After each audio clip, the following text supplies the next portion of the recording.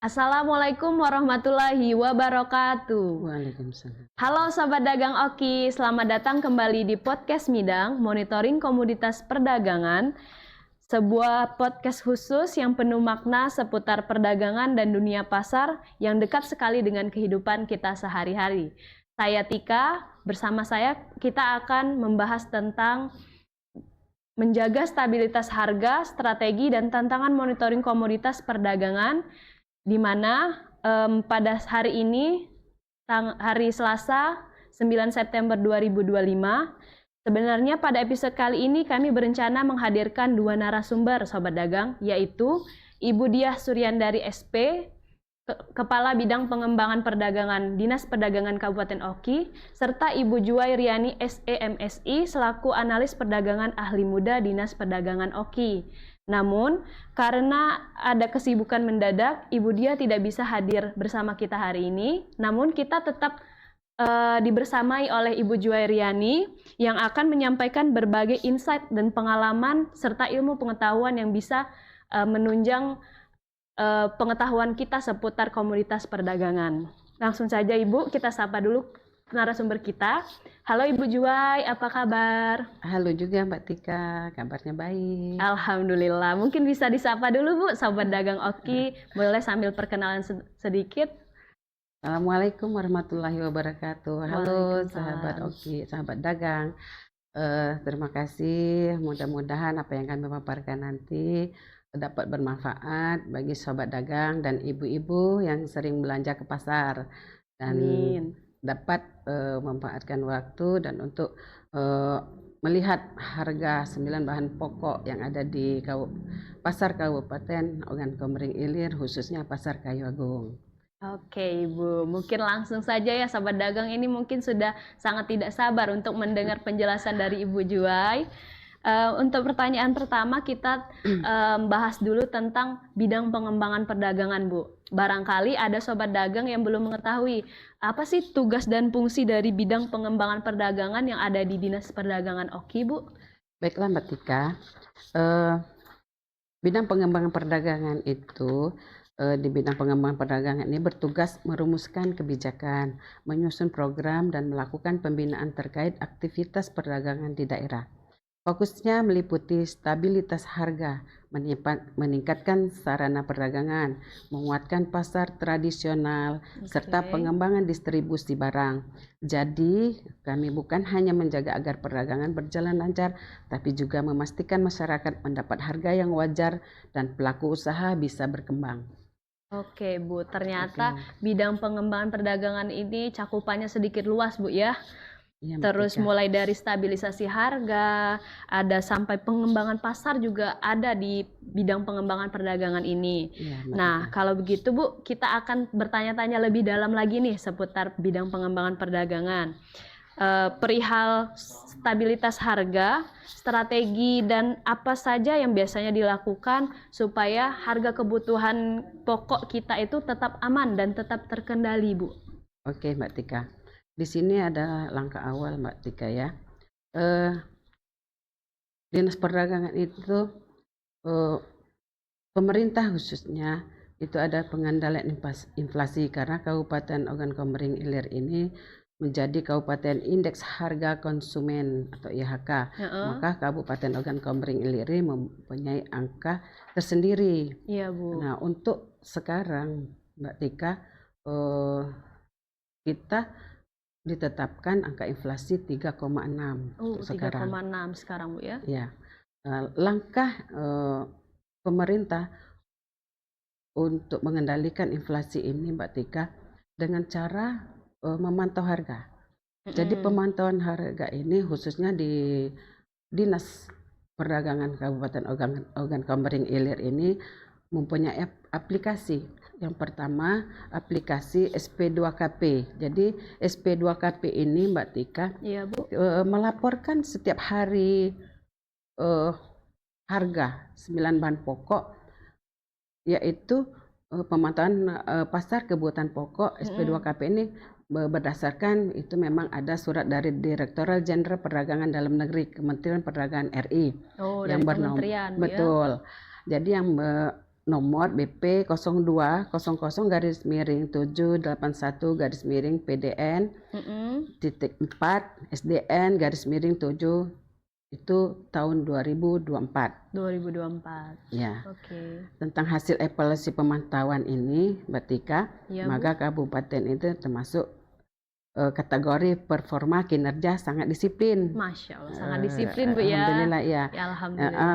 90-100% itu karena setiap hari kita melaporkan mensuplai harga pokok itu ke kementerian. Dari kementerian juga kita melaporkan 9 harga pokok ini ke inspektorat. Kalau triwulan sekali kita ke bagian ekonomi.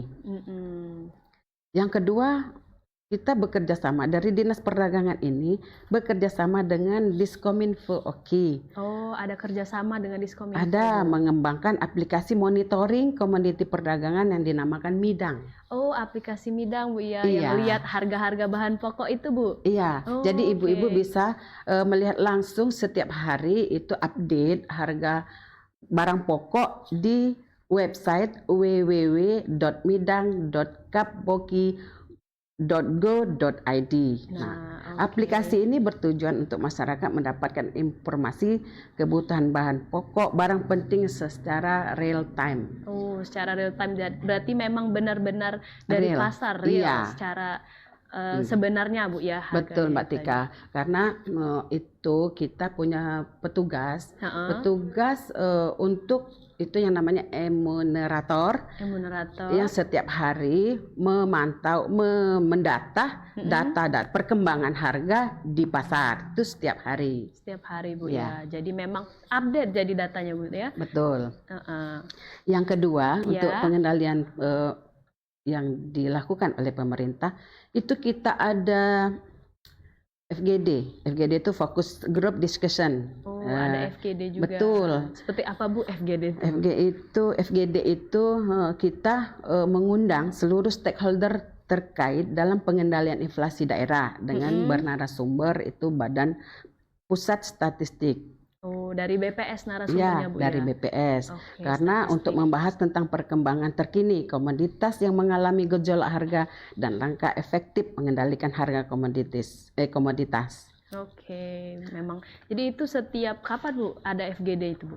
FGD itu Mbak Tika, ketika ada gejolak mengalami gejolak harga di pasar yang sangat signifikan ya. Iya, iya. Oh iya. Setelah dilakukan FGD, nanti kita akan melakukan pelaksanaan operasi pasar murah.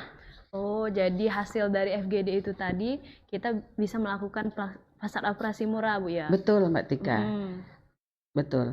Jadi di operasi pasar murah itu kita mengundang tim TPID. Di sana TPID. Ya di sana ada dari OPD yang melakukan untuk meramaikan dari operasi pasar murah itu, dia akan menyumbang atau berjualan di sana sesuai dengan apa yang sesuai dengan dinas, seperti dinas pertanian, dinas pertanian itu kalau ya, Bu, pertanian itu atau ketahanan pangan ya, tanaman pangan, hortikultura. Mereka akan menyiapkan komoditas seperti penjualan bawang merah, bawang putih, cabai dan sayur mayur. Bahan pokok. Kalau dinas perikanan dia akan menyediakan ikan seperti ikan lele, ikan gabus, ikan sepat. Itu rencana aksi nanti tanggal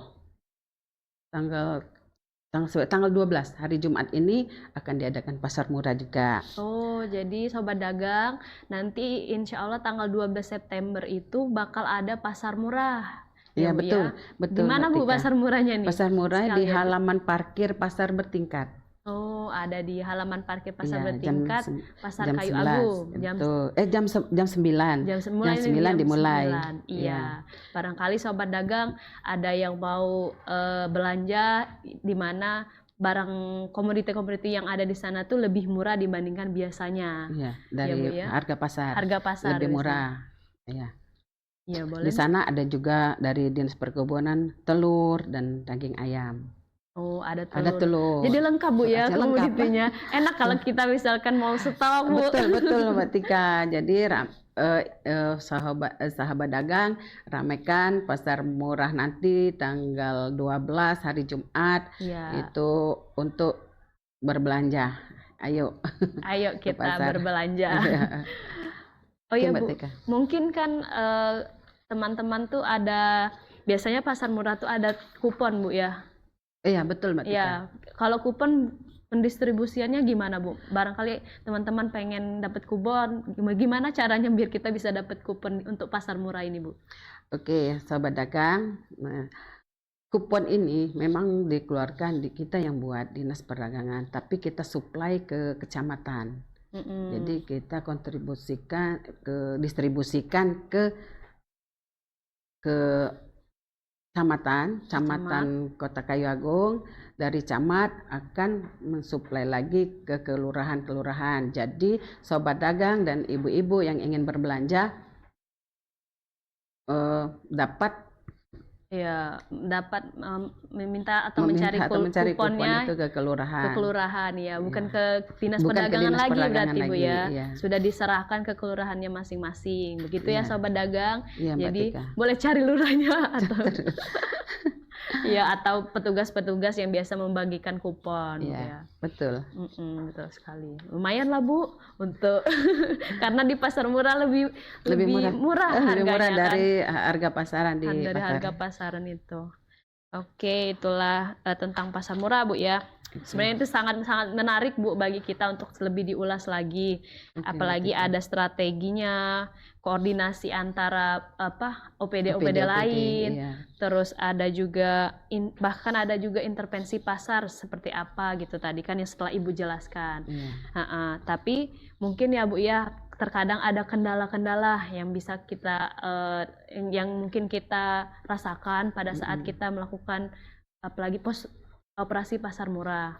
Barangkali Ibu bisa menjelaskan apa sih tantangan yang paling sering dihadapi ketika menjalankan strategi-strategi yang Ibu sebutkan tadi? Oke Mbak Tika, tantangan tuh cukup banyak ya Mbak Tika ya. Salah Iya, Bu. satunya distribusi barang yang belum merata ke seluruh wilayah Oki karena kondisi geografis kita luas. Yang kedua, faktor eksternal seperti cuaca yang mempengaruhi produksi pertanian. Ketika dinamika harga di tingkat nasional juga berdampak langsung ke daerah. Iya. Jadi kami harus selalu siap beradaptasi dan mencari solusi cepat. Oh iya Bu, oke Bu ya. Jadi memang kita tuh harus tetap beradaptasi ya dalam setiap tantangan dan rintangan. Iya Bu. Mungkin kalau soal bidang pengembangan perdagangan sudah Ibu jelaskan secara detail banget tadi. Iya, kita mungkin udah dapat gambaran apa sih tupoksi bidang pengembangan perdagangan itu sendiri. Nah, sekarang kita masuk tentang formasi atau jabatan yang Ibu juai sekarang ini, yaitu analis analis perdagangan ahli muda. Nah, kalau analis perdagangan ahli muda ini seperti apa Bu perannya dalam menunjang data untuk mendukung kebijakan pengembangan perdagangan seperti yang Ibu jelaskan tadi tuh seperti apa Bu? Oke Mbak Tika, analisis data itu fondasi kebijakan ya. Kami mengumpulkan data harga harian, stok dan distribusi dari pasar-pasar. Lalu data ini diolah untuk melihat tren pola musiman serta faktor penyebab naik turunnya harga. Dari hasil analisis ini kemudian bidang pengembangan bisa mengambil langkah yang tepat. Jadi kebijakan yang lahir itu bukan asumsi, melainkan berbasis bukti dan angka. Oh iya, jadi benar Bu ya. Kalau kebijakan itu berdasarkan memang data real dari lapangan, bukan tebak-tebakan atau gimana Bu? Ya, karena kita ada petugas khusus. Oh, ada operatornya Bu ya? Petugas khusus untuk menanyai pedagang-pedagang. Oh iya. Kalau nggak salah itu tiga pedagang itu rata-rata kita ambil harga dari 3 pedagang. Jadi kita ambil rata-rata, kalau misalnya pedagang ini harga bawang 40, yang ini 40, ada yang lebih tinggi ada yang atau lebih tinggi 45, kita tetap 40. Oh Ya, ya. tetap 45. Jadi yang lebih tinggi. Yang lebih tinggi yang diambil sebagai sampelnya, Bu, Iya. ya.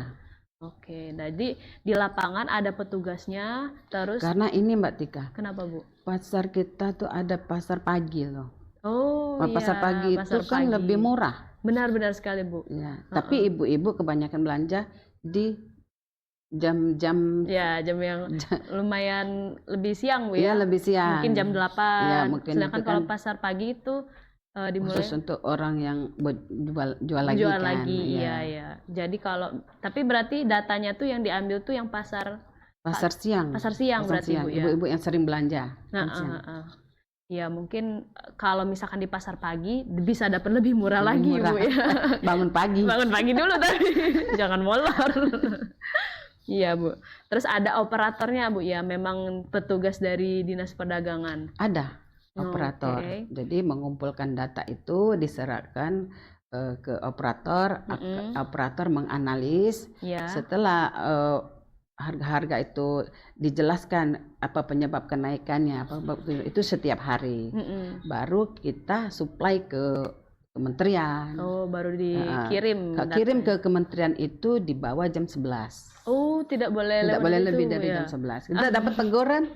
Dapat teguran kalau lebih dari jam 11. Oh, berarti memang pagi-pagi ya, Iya. para petugasnya itu nanya-nanya. Iya, Mbak Tika. Iya, betul sekali. Nah, Ibu, jadi kita lanjut ke pertanyaan selanjutnya. Jadi semua itu berdasarkan data real di lapangan. Iya. Lalu seperti apa nih, Bu, metode analisis yang biasanya digunakan untuk memantau harga dan pasokannya itu? Apakah ada metode khusus atau seperti langsung ditanya apa gimana, Bu? Kalau untuk metode itu real time ya Mbak Tika, untuk melihat pergerakan harga harian ya, baik mingguan dan bulanan. Selain itu juga kami menggunakan analis korelasi dan faktor eksternal seperti musim tanam, distribusi logistik, hingga kebijakan pusat.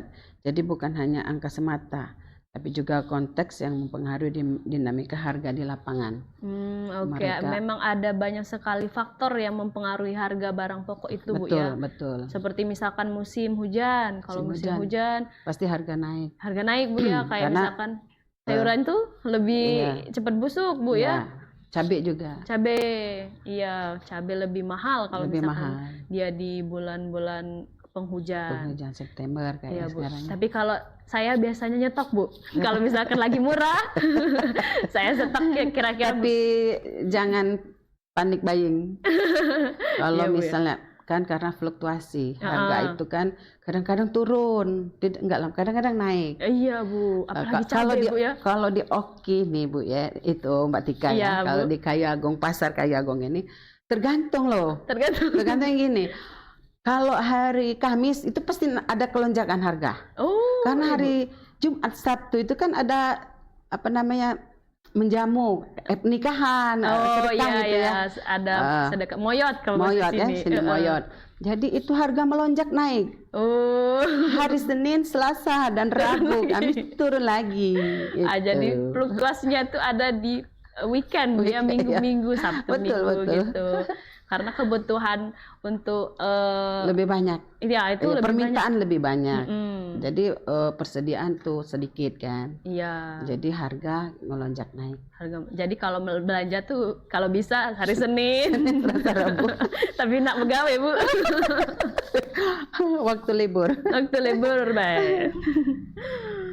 Nah, Bu, itu hal yang sangat menarik untuk kita ketahui ya, Sobat Dagang, apalagi untuk ibu-ibu yang mau berbelanja. Nah, kalau hasil analisis sendiri, biasanya tuh, Bu, komoditas apa yang paling sering jadi perhatian karena harganya naik turun misalkan, Bu? Yang sering misalkan kita masukkan data itu, yang ini naik, ini turun. Jadi fluktuasinya tuh kelihatan gitu, Bu. Itu komoditas apa, Bu, ya? Oke. Yang selama ini kami data tahun 2024, 2025 ini yang paling sering terjadi kenaikan itu ditetapkan cabai dan bawang. Si cabai dan bawang ini memang komoditas yang Keduanya sangat sensitif terhadap sekali, Bu, ya. musim. Saat musim hujan, cabai biasanya melonjak karena produksi turun. Sedangkan bawang sering naik karena sebagian besar pasokannya itu dari luar daerah, pemirsa. Jadi kedua komoditas ini kami jadikan indikator utama dalam memantau stabilitas harga di Oki. Betul, bawang merah, bawang putih, Bu, ya, termasuk juga ya memang cabai itu komoditas yang paling sensitif. Betul. Apalagi kalau misalkan menjelang hari raya besar seperti raya Idul Fitri, Bu, ya. Ya, mungkin nanti kita akan bahas itu lebih dalam lagi ya, sahabat dagang. Oke. Nah, lanjut lagi, Bu. Bagaimana hasil analisis dari tim hasil analis perdagangan, Bu? Seperti yang Ibu sampaikan tadi kan. Nah, apakah hasilnya itu dipakai dalam pengambilan keputusan di bidang pengembangan perdagangan atau seperti apa, Bu? Hasil analisis dari si petugas yang ada di pasar tadi. Hasil analis itu sangat krusial, Mbak Tika. Misalnya kalau analis menunjukkan tren harga cabai naik, kami segera koordinasi dengan distributor untuk menambah pasokan. Kalau stok beras menipis, kami dorong Bulog untuk melakukan operasi pasar. Intinya analisis memberi arah agar langkah yang diambil tepat sasaran dan tidak terlambat. Jadi memang harus tepat waktu, Bu, ya, untuk analisis dari komoditi yang ada di pasar itu. Jadi memang hasilnya itu menjadi pegangan atau patokan untuk membuat laporan-laporan yang lain. Ya, kalau boleh tahu, Bu, ada tidak sih contoh nyata di kolaborasi antara bidang pengembangan dan tim analisis ini supaya dia berhasil menekan gejolak harga? Misalkan ada harga yang naik, ada tidak langkah-langkah yang dilakukan di bidang pengembangan perdagangan, Bu? Ada tentunya, Mbak Tika. Misalnya saat harga telur naik tajam, beberapa waktu lalu ya pernah dari analis diketahui penyebabnya adalah kenaikan biaya pakan. Jadi pakan itu naik? Iya, biaya pakan. Jadi kami lalu berkoordinasi dengan distributor besar untuk memasok telur tambahan dari luar daerah. Hasilnya harga berangsur stabil. Itu bukti nyata bahwa kebijakan berbasis analisis data itu bisa efektif.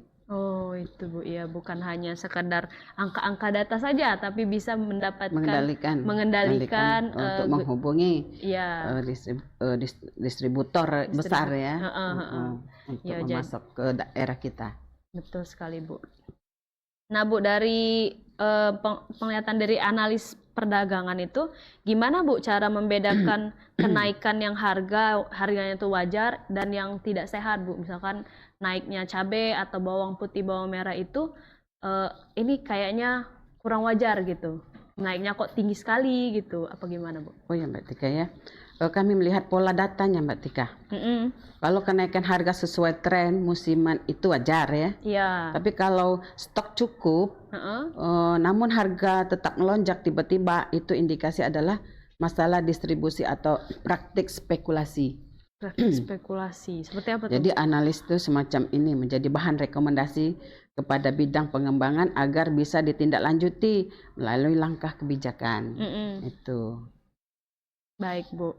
Jadi polanya bisa ketahuan, Bu, ya, seperti apa naik turunnya harga itu. Iya. Takutnya kan dia menimbun bahan itu ya. Ada yang penimbunan. Jadi kami ada juga kebijakan. Jadi bersama-sama, itu pernah bersama Bupati bulan Februari kemarin itu diadakan sidak. Sidak pasar. Sidak pasar. Jadi kita ke distributor menanyakan stok barang dan stok barangnya ke gudang-gudang kan. Ke gudangnya langsung. Terjun langsung ke pedagang. Untuk menganalisis seberapa banyak stok dari gudang. Itu apa, Bu? Komoditas apa, Bu? Komoditas seperti beras. Beras. Sembako kayak beras, gula. Minyak goreng gitu juga. Minyak goreng. Ada, Bu. Betul, ya. Iya, sembako, Bu, ya. Iya. Karena itu bahan pokok juga untuk kita. Betul. Tanpa itu ya kita nggak bisa apa-apa. Sehari-hari. Iya, Bu. Tiap hari kan. Kalau biasanya tuh juga per bulan, Bu, ya, beli kayak beras, Beras, minyak goreng kayak minyak gitu goreng. tuh. Ya, Bu. Nah, Bu, karena ada setiap kita kan di Indonesia ini musimnya tuh ada musim panas dan musim dingin. Nah, kalau soal rutinitas, Bu, seberapa sering sih Bu analisis harga ini dilakukan? Misalkan berapa kali gitu kita melakukan analisis harga? Ada 2 skala ya Mbak Tika ya. Mm-mm. Jadi harian untuk komoditas strategis seperti beras, minyak goreng, gula, cabai, bawang dan telur, lalu ada mingguan Iya. dan bulanan untuk evaluasi menyeluruh. Hasil analisis ini selalu jadi bahan rapat koordinasi dengan TPID sehingga keputusan bisa cepat diambil.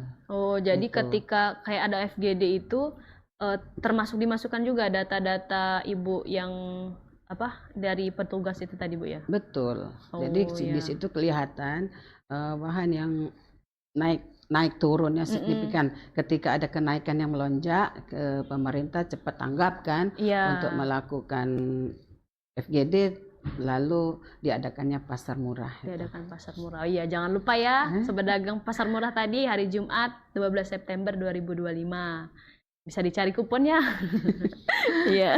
Ke kecamatan. Ke kecamatan ya, jangan ke dinas perdagangan karena sudah disampaikan Ibu Juwai tadi ada di sudah diserahkan ke kecamatan atau kelurahan yang ada di sekitar kita. Nah, mungkin ini bahasan yang sering kita alami ketika ada hari besar keagamaan, Bu. Misalkan ada Hari Raya Idul Fitri atau Hari Raya Natal. Nah, itu kan biasanya tuh harga bahan pokok ini naik melonjak tinggi, Bu. Seperti banyak sekali sih bahan pokok itu beras atau bahkan bisa jadi komoditas yang lain seperti LPG, Bu. Biasanya naik kan kalau misalkan mau lebaran, karena kan tingkat penggunaannya juga lebih banyak. Nah, apa sih Bu langkah untuk mengantisipasi harga yang melonjak naik itu yang dilakukan oleh bidang pengembangan perdagangan? Oke Mbak Tika ya. Iya, Bu. Kami selalu melakukan langkah early warning ya. Early warning. Misalnya sebelum Ramadan. Kami sudah memperkuat koordinasi dengan distributor dan bulog. Kami juga siapkan pasar murah di titik-titik strategi agar masyarakat bisa mendapat barang dan harga yang terjangkau. Dan ketika permintaan naik itu kan pasti kalau yang namanya hari-hari besar itu pasti harga tuh naik signifikan ya. Jadi pasokan itu sudah siap. Yang masalah LPG atau gas itu ada kenaikan, kami langsung telepon ke namanya tuh Pertamina, langsung ke Pertamina. Minta kuota penambahan stok, Bu ya. Oh iya, dengan nambah stok tadi jadi harganya bisa ditekan lagi, Bu ya. Tidak langka. Kalau barang langka itu kayak gas LPG itu kan pasti naik harganya. Tapi kalau stoknya dipenuhi kebutuhan itu pasti, kalau tidak turun dia pasti standar, tidak ada kenaikan. Berarti memang bidang Ibu ini sangat membantu masyarakat kita, Bu ya. Amin, alhamdulillah. Benar-benar sangat bermanfaat gitu. Amin, untuk masyarakat. Karena ketika ada lonjakan naik, bidang pengembangan perdagangan ini langsung menghubungi pihak yang bersangkutan seperti Pertamina untuk LPG. Nah, juga ketika ada kenaikan harga juga dilaksanakan pasar murah, Bu ya, yang membantu sangat membantu masyarakat kita. Itu untuk pasar murah itu, Bu, kira-kira dalam 1 tahun itu berapa kali, Bu? Rencana aksi untuk pasar murah itu diadakan 12 kali ya. 12 kali. Sekitar 12 kali, Bu 12 ya. 12 kali, 1 bulan sekali. 1 bulan sekali ya. Lumayan lah. Untuk nambah-nambah stok kan. Iya, Bu. Jadi seperti itu ya Sobat Dagang. Ternyata ada early warning system yang disebutkan oleh Ibu Juwai tadi, yaitu kita bisa menganalisis bahan pokok sebelumnya, lalu apa namanya, kita membuat kebijakan seperti melakukan pasar murah, baik sidak pasar dan lain juga. Nah, Bu, apakah pola musiman ini juga terlihat jelas dalam data yang Ibu olah seperti yang dijelaskan tadi tentang menjelang hari raya besar keagamaan? Sangat jelas Mbak Tika ya. misalnya menjelang Idul Fitri, harga daging ayam, harga daging sapi nih ya cenderung naik karena permintaan meningkat ya. Iya. Pada saat itu dari analisis inilah kami bisa memberikan rekomendasi agar pemerintah daerah segera intervensi ya. Intervensi sebelum harga melonjak terlalu tinggi. Jadi analis berfungsi sebagai sistem peringatan dini itu.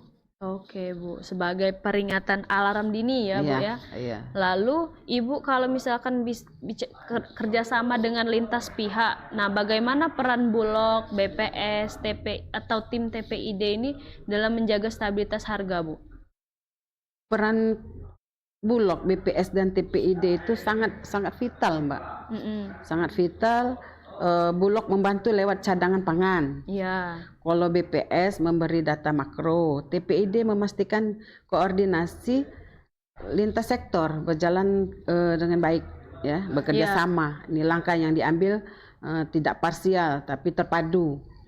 Jadi menjaga harga stabilitas ini memang kerjasama, bukan hanya tugas Dinas Perdagangan, pemirsa. Bukan hanya Dinas Perdagangan, tetapi mereka ada tim TPID bekerja sama dengan pihak Bulog dan BPS. Jadi seperti pasar murah itu bukan programnya Dinas Perdagangan saja Bu ya, tapi ada kolaborasi. Ya karena pelaksanaannya juga ini kan untuk masyarakat kita kan, masyarakat Kayu Agung. Nah, mungkin kita masuk ke mungkin studi kasus atau beberapa hal-hal yang pernah terjadi.